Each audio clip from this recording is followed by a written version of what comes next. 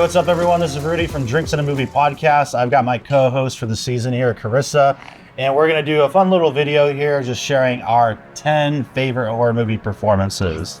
Okay, for this, I'm actually drinking a store pick of Old Forester Barrel Proof from Canyon City Liquor in Azusa.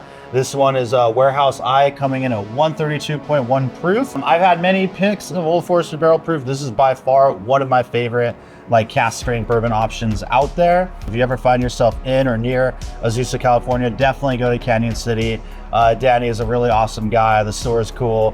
They got an Elijah Craig barrel proof pick that's really good too. So go check them out and pick one of these up. They are tremendous. And a tremendous proof as well. Yeah, perfect for the Halloween season to warm you up. So let's start with number 10 here. I'm gonna go with Mia Goth. I wrote down Pearl, the movie Pearl. I think she shows a ton of range, a ton of crazy in that movie. But I really gotta say, the whole trilogy, we gotta give it to her and the whole X trilogy. Yeah. Between playing two different age variants of Maxine, right? From starting her career to becoming an actress in Hollywood in the movie Maxine. And then also, of course, her playing both old Pearl and Maxine in the original, or in the first movie X. Yeah. And then young Pearl and Pearl. So if you haven't seen those movies, highly recommend.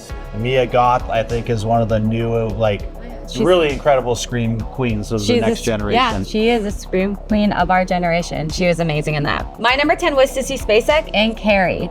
That movie messed me up when I was little, and I just remember watching it and being like, oh my gosh. And I was just watching her, and I was just like, this is so traumatizing. I loved it. Love Carrie. Love it. I love that movie so much. This movie's so good. We talked about that last Halloween season, I think. I think we're gonna be, that one always, it constantly comes up. It's so good. So number 9, I'm gonna say Keith Gordon and Christine. Gordon. Man, yes. I think he gives an underrated performance in Christine. One, I think Christine's just an underrated movie. I think it's one of John Carpenter's best. Great cinematography, I just watched that last time? year. Yeah. Okay. Yeah. Yeah, and I really love seeing just his character arc and how he grows throughout the movie, starting off as the kind of nerdy kid getting bullied, and his slow transition into just kind of madness and being taken over by this car and all, really underrated performance, I think. Yeah. Mine was Shauna McDonald in The Descent. That one broke my heart. And the ending to that, I think it was, so the American ending and the Australian ending are different. Right. The Australian one is way more bleak, and that one is the one that just really did it. Woo! Yeah, I saw those movies, Descent 1 and 2, on the big screen, 35mm print, at Secret Movie Club back in 2022, and I need to get the Blu-rays. It was great to see them that way in theaters. Yeah. I wish I saw them when they first came out. Those are really good contemporary horror movies. I feel anyone who hasn't seen The Descent, it's well worth checking out. All right, so number 8, I'm gonna go Lupita Nyong'o and Us. Great performance. We know, if you saw the movie, you already know. You already know. Her playing the dual roles and just all the mannerisms and the voice and everything she came up with. Brilliant, just brilliant work from Lupita. Yeah, she nailed it. Okay, my number 8, Fairuza Balk in The Craft. Oh, okay. Yeah. Okay. I just watched that movie again, and I was like, man, I love Robin Tunney. I think she's beautiful and great. But man, her performance in this was amazing. The crazy that she did in it, she killed it. It was great. I love that movie. Yeah, I've only seen it once. Again, lucky me. On 35mm, also in 2022. Jeez. My wonderful big October of movies that I mentioned in our Beyond episode. All right, so I know you're going in a kind of order. I'm not entirely in an order. They're all fine. Good for me. So number 7, I'm gonna go Colin Clive in Frankenstein, the original Universal Frankenstein movie. We give a lot of props to Boris Karloff portraying the monster, and of course Dwight Fry and that, and Dracula and whatnot. But I think Colin Clive, we covered those movies for the last Halloween season, and he had a pretty short career from what I remember, and died somewhat young. I think just a few years after the Bride of Frankenstein came out. But I think I said this in our podcast episode. I'm saying it now. I think he was born for that role. I love Peter Cushing doing Dr. Frankenstein. He had a really great rendition of it too, but Colin Clive, just his look, his voice, his hair getting everything all crazy. He delivers the Mad Doctor role so well. So big shout out to Colin Klein. Yeah, you know what? That's true, because when I watch, I'm like, it's him. It doesn't feel like a performance. It feels like it's him. Right. Yeah. Which is like the craziest. Yeah, that's what you're going for. My number 7, a classic, Jack Nicholson in The Shining. Okay. Of course. I mean, if you're watching this, you should have seen The Shining before. And if you haven't, you should watch it. Jack Nicholson, great in all of his movies, but this one, man, just sitting outside frozen, ice froth. Yeah. Great. He was great in it. Heather Langenkamp in Nightmare on Elm Streets 1 and 3. I gotta give her both movies. Okay. Yeah. I mean, we love Laurie Strode, Jamie Lee Curtis, awesome. But I think as far as all the like final girls go, Heather Langenkamp in Nightmare on Elm Street 1 and Nightmare on Elm Street 3, I think she's the best final girl. Dude, she's the best hero of the movies. Sydney Prescott's cool, but Heather Langenkamp. She's cool and all, but you guys don't understand when somebody's like going to get you in your dreams and you're just hysterical all the time. No, she nailed it. She's great, and she's such a powerful character, and she takes power like so quickly and she cares about the well-being of her friends. You know, she goes to back up her friends. Yeah. She's a step ahead of the curve. She takes the initiative to arm herself and protect herself with these booby traps and all this stuff. Nancy Thompson. I can't believe I forgot that. I'm over here talking about what a great performance it is, and I forgot her character name. But I think Nancy is one of the great like horror heroes in my opinion, and I don't know that enough people talk about that character, you know? Well, I don't think, I think it's kind of not faded out, but you know, because of all the reboots, this, that, the other, and all the remakes, they forget like the original, baby. Yeah. All right, my number 6, and this is just because, you know, we've been talking about all of our aliens lately, so Sigourney Weaver and Alien, and all of them. I love her. I think she's like one of the first, like, well, not one of the first, but like such a great, strong female lead in all of these movies. And I would call them more sci-fi than, they're not really horror to me, but I call them more like sci-fi horror. Even the first one though? Yeah, sci-fi horror. I don't know. I guess none of like, it doesn't, I mean, I guess I'm not scared, so I'm like, it's not horror, but you know what I mean, right? Yeah. But they definitely are. There's gore, it's a creative. I think the first one more than any of the others. Yeah. The second movie does become a little more action. Yeah.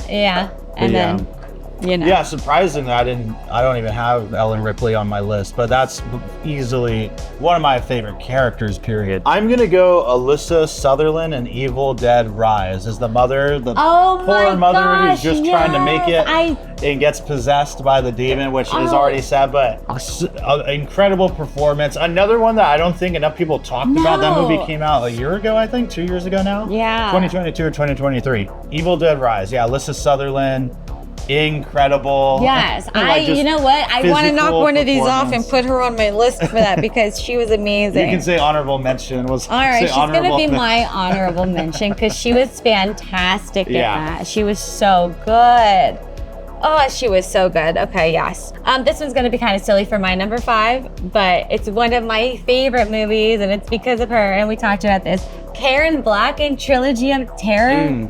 I love it. She's the main girl in all of them. In all of, like, it's like, you know, an anthology. Yeah. And it's her in all of them, and I just think they're so funny. And when she's like the slutty sister and the nerdy sister, and she's like in one of the skits, she's great. I love it. It's very kind of campy and like very 80s and stuff, but it's still so fun. I love her. I still have to watch that one. I haven't seen it quite yet. So I know I gotta see it.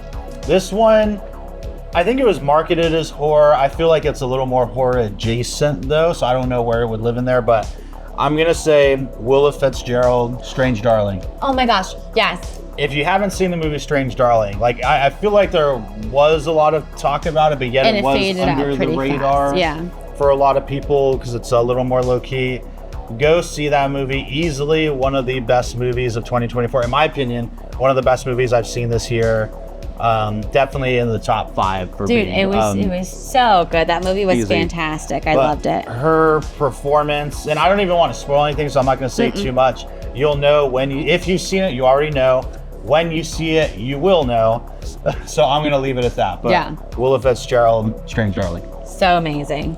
Okay, so mine, Carla Gugino. Gerald's Game, she was fantastic in that. Yeah. But then the Fall of the House of Usher, and anything that she does, she's amazing. She's been one of my favorite actresses for such a long time, and I don't know why. Like, I don't understand why, because she hasn't hit like A-list status yet, but she's an A-lister. 100%. She's like a household name, but not a household name. It's the weirdest thing. I know what you mean. Amazing. Dwayne Jones, Night of the Living Dead, 1968. Oh, man. Iconic, one of the best horror movie characters ever. Yeah, I don't even know what else I have to say about that. Like, if you haven't seen Night of the Living Dead, you're missing out. It's still one of the greatest movies of all time. I stand by that. It is. I agree. Now, you get the hell down in the cellar. You can be the boss down there. I'm boss up here. My next one was Mia Goth in Pearl. Okay. Because that is one of, and that's also, my other one. But her monologue that she does in Pearl, my heart. It was one take, the camera the just one take, and just like, chef's kiss. It was so good. It was so amazing. And yeah, she's iconic. David Howard Thornton is Art the Clown. I think, again, one of the best like physical performances that we talked about a little bit in Terrifier episodes. This kind of mime, like silent movie type character, which is great. His whole performance, and I just like realized this, very like silent movie era. Yeah. And such a great physicality, and without saying any words, kind of what he's thinking, what he would say. And I just came off of seeing Terrifier 3, and I feel like he gets to do even more in that one. Like, there's a great scene where he's at a bar interacting with the Santa Claus and a couple other customers. And again, without saying anything, it's just super funny, super comical. And somehow he makes this extremely ultra-violent, gory series of movies doing like really evil things, but I can't help but like laugh, because he just like performs it so well. I'm like, someone's getting chainsawed, but I just smile because the character is so likable to me. I hope I never have to see anything like that. Could you in imagine? real life, like a real life Art the Clown, but the character and David Howard Thornton's performance, impeccable. Yeah. No, I'm excited to see a new one because after I saw 2, and 2 is one of my favorite ones. I love that one. I love it so much. I was like, this is great. I can't wait to see 3. One of my favorite like Halloween time movies. And this is good. Everyone's like, Johnny Depp in Sleepy Hollow. Did you ever watch that? I never saw that one. Yeah, that's Tim Burton, right? It's Tim Burton. I know Emmanuel Lubezki shot that movie, but I've never seen it. Here's the thing. Like, he was everything that they do, and it's just very character driven, and it fits him so well, but he's just so weird. It's almost like an Edward Scissorhands kind of character, but I'm just like, oh my gosh, he's so I love him. And him in From Hell too. I love that. Okay. Also never Johnny saw Depp. that. I just love Johnny Depp. All right. My number 1. Should we say it at the same time? I don't have to be the same person. Probably not. No? No. Oh. All right, here we go. So I guess number 1, last on the list. All right, let's go at the same time. Tony Cole. Wait, I thought we were going to say it at the same time. I was going to count down. Oh. Danielle Harris. Oh. And you're Toni Collette. Mine's Toni Collette. Yeah, somehow I didn't put Toni Collette on mine. Even though we were talking about it like recently. How she should have won something for that role in Hereditary. At the bare minimum, should have been nominated. It should have gotten some sort of major recognition. But everyone in the real movie fans know what's up. You know what I mean? Everybody watched that was like, oh my God. No, she turns in an incredible. I still have only seen the movie once. I gotta watch it again. That's one of the. It's hard. It's hard to watch again. Yeah. That's why, because I'm just like all those little things that I remember from the first time watching. I'm like, I'm gonna look for it in the second time, then it's gonna be hard to watch. Yeah. Yeah. All right. So what was yours? So mine was Danielle Harris, Halloween 4 and 5. Another underappreciated acting. She's a little kid in these movies. I don't know. She's like 10 years old or whatever. And she delivers. Even as the 5th movie got really silly and weird and like dumb, she carries that shit on her fucking shoulders. Like, this little kid carries it on her shoulders. She is asked to do even more in the 5th movie, which is pretty wild. But in the 4th one, she's so good. She can, fear, strength, vulnerability, like goes through this whole range, like moments of happiness, just amazing performance. And like watching those movies now, especially Halloween 4, being older, it's like I appreciate it way more than I did when I was younger. Yeah. Just seeing like the craft and everything she's got to kind of do to make you like buy that character. To me, like 100%. Because again, like she really does hold it on her back, and if you don't care about her, if you don't buy that performance, then the movie would fall flat. And some can say they already are flat. You know, they're not the best within that franchise by any means. But her performance stands out as the best in all of them, like including the new one. She's like in the top tier performances from the original film all the way to Halloween Ends and everything that comes in between. All right, so that's it for the 2024 edition of our favorite horror performances. We'll come back and do this again next year with a new list and see what's good. Yeah. Anyway, that's a wrap. Cheers. Cheers.